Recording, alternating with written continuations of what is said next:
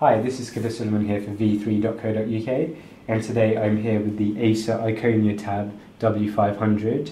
So this is a Windows 7 hybrid, so it's half tablet, and you can turn it into a netbook when you plug it into the dock. So if we take a brief look at the device, it's got a 10.1 inch screen with an LED backlight, and it has a resolution of 1280 by 800.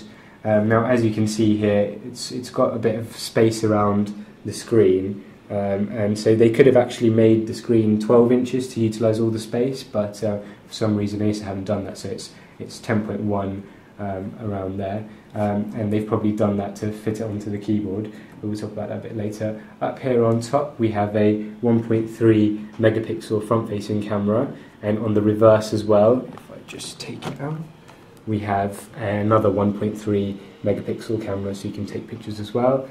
And around the side here we just have the on-off buttons, the volume control, we have a normal HDMI output cable, and we have a 2-in-1 card reader on that side, and on the other side we just have the power output there, which you put in.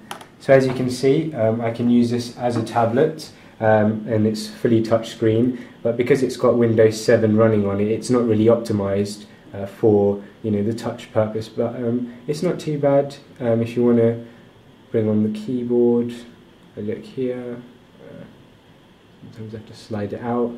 There you can see it's the rather standard Windows keyboard there, the on-screen keyboard, so it's going to be quite slow if you want to type something. So that's why they've got the dock here, so you can use it when you want to type out long emails and things. And it weighs 970 grams, so it's quite heavy. It's about just a bit heavier than the Motorola Zoom, but it's holdable.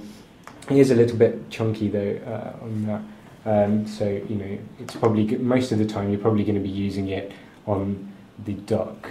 So I just plug it in there. It's got the USB connection.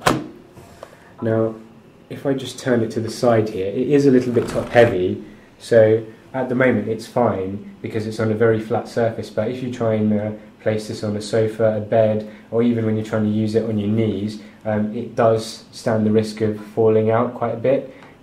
So that's a bit of a design flaw there, which we don't really like. And the other thing is that when you actually plug in the tablet, it sometimes can take a bit of a while to detect, and it takes a while to recognise the keyboard, and before you can get your mouse moving, so that can be a bit frustrating as well. So as you can see, we've plugged it in. Now it's got 84 keys on here, and it doesn't have a trackpad, but it's got a little trackball here which you can use. Now users who are familiar with the trackball obviously won't find that to be a problem, but anyone who's very much used to using a full-size trackpad are going to have a little bit of problem here, because and it takes a bit getting used to. I've just about mastered it now. You don't take your finger off, and you've got the left click and the right click here, but sometimes when you're using just the one hand, you do find that you hit the space button quite a lot instead of this left click. So you've got to really concentrate on what you're doing. So what I've done here is I've actually plugged in a full mouse, and I can use this. So when you're using it at your desk, that's one of the best options to do here. And it did take a while to recognise the mouse actually, and sometimes when you're plugging it in and out, it does take a while, but it's not too bad.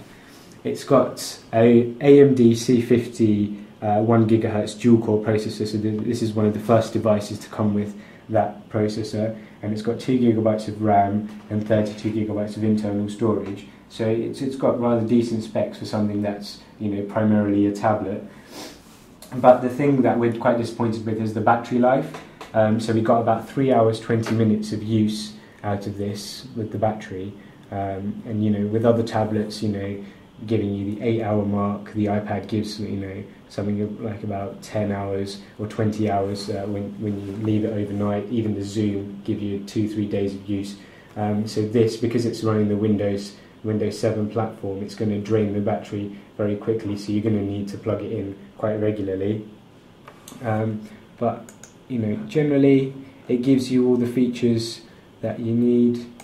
it's basically replicating a desktop experience. It's very much like a netbook, but you know, you can disconnect it. That's the thing. So it's for some users, you know, they might be attracted by it, but the thing is, because when you take it off, you can't actually fold it. So that's another thing. When you take it off, you slide that down, and then you have to lock this in place, and you can lock it there, and then, you know, it simulates a netbook. But to be honest, it's quite a fiddly process, and something like the Acer ePad transformer, which you also connect to a dock, allows you to fold the device and just carry it around without having to disconnect it and then seal it. And so it does feel a bit. Sorry, it's gone a bit. I think it's just about to restart there. So it does feel a bit, you know, awkward. So we've given it 3 stars in our full review, which is ready to go on the website. If you are interested in it, it's available for $449 without the keyboard, so that's just the tablet. And if you need the keyboard, which we do recommend, it's £515, and that's the Wi-Fi only edition here. Just get rid of that. So that's the Acer W500. The Acer W500.